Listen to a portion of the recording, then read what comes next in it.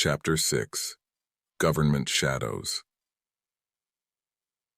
The encounter with the Kraltivores left both Lucas and Selenia on edge, a palpable tension settling between them as they navigated their way back. The desert seemed to watch them silently, an indifferent observer to the drama that had unfolded.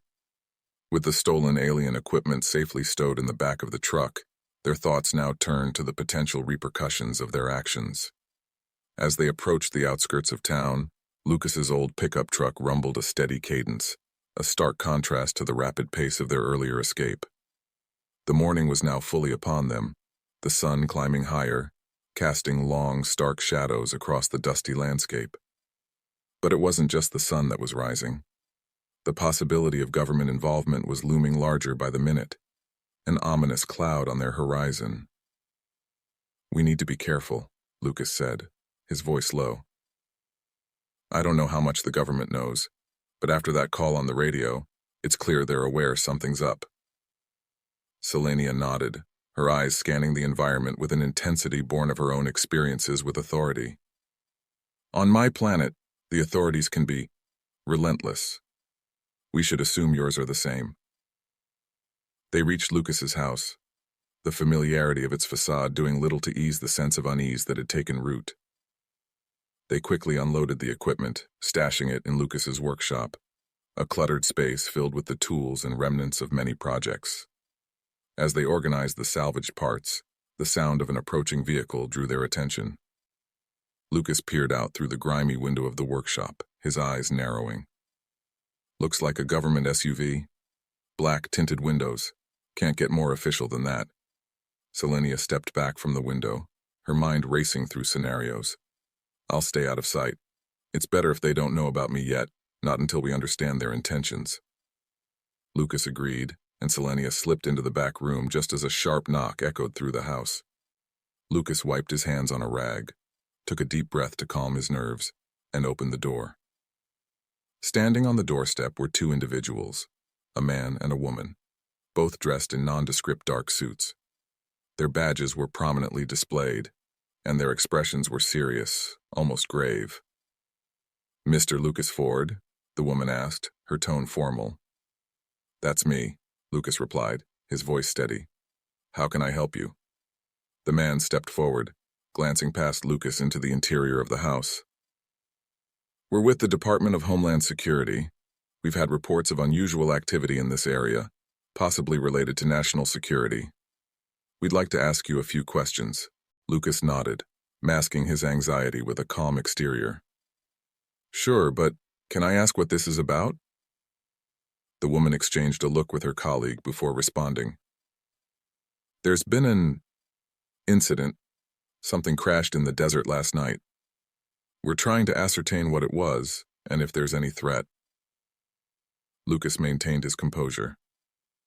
"Oh, I heard some loud noises last night. Thought it might be a meteor or something. I haven't seen anything unusual, though." The agents noted his response, their expressions unreadable. "Do you mind if we take a look around?" the man asked, his gaze drifting towards the workshop. "Not at all," Lucas responded, leading them toward the workshop. He kept his pace deliberate, giving Selenia time to stay hidden. As the agents inspected the workshop, their eyes skimmed over the alien technology, which Lucas had covered with tarps and mixed with his earthly tools and projects. To an untrained eye, it all looked like part of the usual detritus of a mechanic's space. Satisfied with their cursory look and finding no obvious signs of extraterrestrial technology, the agents left, leaving their card with Lucas. "If you see anything unusual, give us a call," the woman said, her tone implying it wasn't merely a request. Once they were gone, Lucas let out a long, slow breath he hadn't realized he'd been holding. He went to find Selenia, who was waiting quietly in the shadows. "They're gone for now," he said, the relief evident in his voice. Selenia stepped out into the light, her expression thoughtful. "This is just the beginning, Lucas. We need to be more cautious. They will be watching." As they sat down to discuss their next steps, the gravity of their situation settled around them like the dust from the desert. They were entangled now, not just with alien scavengers, but with Lucas's own government, a potentially far more dangerous adversary. The path forward was fraught with shadows and uncertainties, but one thing was clear. They would have to navigate it together. Chapter 7. Bonds Beyond Worlds. After the government agents departed, an uneasy quiet settled over Lucas's homestead. The encounter left a residue of wariness that lingered like the fine desert dust on the windowsills. Lucas and Selenia retreated to the privacy of the sun-dappled porch to strategize, each carrying the weight of the morning's encounters. Lucas pulled 2 chairs up to the old wooden table, the surface weathered from years of exposure to the harsh desert sun. As they sat, the atmosphere was thick with contemplation, their minds racing through the possibilities of their newfound partnership and its implications. "Seems we're in deeper than I thought," Lucas said, breaking the silence. His hands were clasped tightly together, his knuckles whitening with the grip. "If the government is on high alert, moving around will get trickier." Selenia nodded, her expression serene yet alert. "Your authorities are cautious and thorough. This is good for the safety of your world, but difficult for us." Her eyes, reflecting the azure and emerald hues of distant seas, met his with a depth of understanding. "We must tread carefully, but also swiftly. The components we gathered are crucial for constructing a beacon. If I can send a distress signal to my people—" Her voice trailed off as she considered the vast distances her signal must travel, the uncertainty of who might respond and when. Lucas, seeing the flicker of doubt in her eyes, reached out, covering her hand with his in a gesture of solidarity. "We'll make it work," he assured her. "You're not alone in this, not anymore." Their conversation drifted towards the technological aspects of their plan. Selenia explained the intricacies of her people's communication technology, a fascinating fusion of quantum entanglement and electromagnetic pulses, far beyond human current capabilities. Lucas, though not fully grasping the details, admired the elegance of the science. As the sun began its descent, casting long shadows over the landscape, they decided to use the remaining daylight to test some of the salvaged equipment. In the cluttered sanctuary of the workshop, amid tools and parts both alien and familiar, they found common ground in their shared goal. Lucas watched in awe as Selenia delicately manipulated the alien devices, her fingers deft and sure. Each component she touched seemed to respond, lighting up and humming softly, as if recognizing its master's touch. "Amazing," Lucas murmured, his previous life as a simple mechanic seeming suddenly small and distant. "It is merely different, not better," Selenia responded, her voice gentle. "Your world has wonders of its own, Lucas. Your kindness and bravery are rare treasures." As night fell, they tested the makeshift beacon. A soft whir of energy filled the room, and for a moment, a pulse of light shot upwards, penetrating the workshop's ceiling, pointing towards the stars. It was a brief but hopeful sign that their efforts were not in vain. Flushed with their success, they stepped outside, looking up at the vast, star-filled sky. The air was cool, carrying the scent of desert sage. Around them, the world was quiet, save for the distant howl of a coyote. "This is beautiful," Selenia said, her voice soft, filled with a reverence that made Lucas look at his surroundings with fresh eyes. "Your planet. It's very beautiful." Lucas smiled, his gaze still fixed on the stars. "It's easy to forget sometimes, but yeah, it's pretty special." They stood in companionable silence, each lost in thought. For Selenia, Earth was becoming less of a foreign land and more of a sanctuary, a place of unexpected alliances and potential new beginnings. For Lucas, the universe had expanded beyond his wildest imaginations, now filled with possibilities and new understandings. "It's going to be a tough road ahead," Lucas finally said, turning to look at Selenia. Her profile was lit by the starlight, her features soft yet resilient. "But I think we can handle it together." "Yes, together," she agreed, a smile touching her lips, the bond between them strengthening, rooted in shared challenges and mutual respect.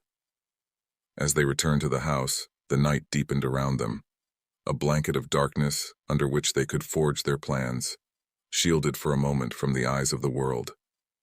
They were two beings from different stars, brought together by fate and a shared quest for survival. In the stillness of the desert night, they were not alien and human, but simply companions, watching the stars and dreaming of tomorrow. Chapter 8. Betrayal of Kin. Under the vast, unforgiving expanse of the desert sky, as the dusk bled into darkness, a new player arrived, silent and ominous. The night was unusually still, the desert holding its breath as a sleek vessel descended with an almost spectral quietude. It landed with precision near the outskirts of the small, unsuspecting town, its presence an unspoken threat cloaked in the guise of diplomacy. Selenia, who had been attuning the beacon in Lucas's workshop, paused. A chill ran down her spine, an instinctual response to an all-too-familiar energy signature. "They're here," she whispered, her voice barely carrying over the soft hum of the equipment. Lucas, who had been watching her work with a mixture of admiration and concern, looked up sharply. "Who's here? The government again?" "No, not your government," Selenia replied, her voice tense. "My people, but not just any emissaries from the council. They shouldn't have found me so quickly." The implications were dire, and both knew it instantly. Lucas's makeshift home, once a place of safety and solitude, now felt exposed, vulnerable under the vast starlit sky. Without another word, they moved. Selenia led, her movements swift and purposeful. They approached the landing site under the cover of night, using the rolling dunes as concealment.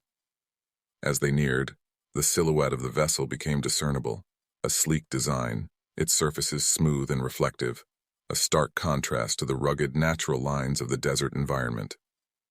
Hiding behind the crest of a dune, they watched as three figures disembarked from the craft.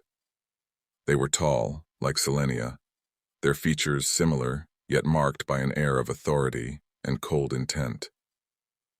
"We need to know why they are here," Selenia murmured, her eyes not leaving the figures as they began setting up some sort of perimeter device. "If they realize I am attempting to contact our homeworld independently—" Lucas nodded, understanding the gravity of the situation. "What can we do?" "Listen and observe. We must gather information before we make any moves," Selenia responded, her gaze sharp, her mind racing through possible scenarios. Using a small, advanced listening device, Selenia tuned into the frequency used by her people. The static cleared, and they heard the emissaries' voices, cold and methodical. "The fugitive must be contained," said one, his voice void of emotion. "The Council fears she may compromise our plans for this planet." Another replied, "Her beacon signal was traced. It is only a matter of time before we find her. We must secure the technology and eliminate any interference." The words struck Selenia like physical blows. Betrayal by her own kind, for reasons she couldn't fully understand. Reasons that apparently included exploiting Earth, perhaps in ways harmful to its inhabitants. Lucas, sensing her distress, placed a hand gently on her shoulder. "We won't let that happen," he assured her, his voice low but fierce. They waited until the emissaries re-entered their ship, presumably to report back to their superiors. Selenia and Lucas retreated silently to the workshop, where the weight of the night's revelations hung between them. Back in the safety of the workshop, Selenia felt the isolation of her situation more acutely than ever before. "Lucas, I am truly alone now. They will not stop. They cannot. Not if they believe I am a threat to their objectives." Lucas looked at her, his determination a tangible thing in the dim light of the workshop. "Then we change the game. We make the first move. We show them that you, and now I, are not just obstacles, but formidable adversaries." Together they worked through the night, modifying the beacon into something more. A defensive measure, a way to shield their location, and perhaps even send a false signal to mislead her pursuers. As dawn crept over the horizon, painting the sky with streaks of gold and pink, they activated their newly configured device. A pulse of deep, resonant energy surged through the air, powerful and controlled, its path directed away from their true location. Exhausted but resolute, they watched the horizon, ready for the next move in this high-stakes chess game. Selenia, standing beside Lucas, felt an unexpected sense of belonging. Here on Earth, against all odds, she had found an ally, a friend, a co-conspirator, and no matter what her own kind planned, she knew she would stand her ground. She would protect this world that was slowly becoming her home.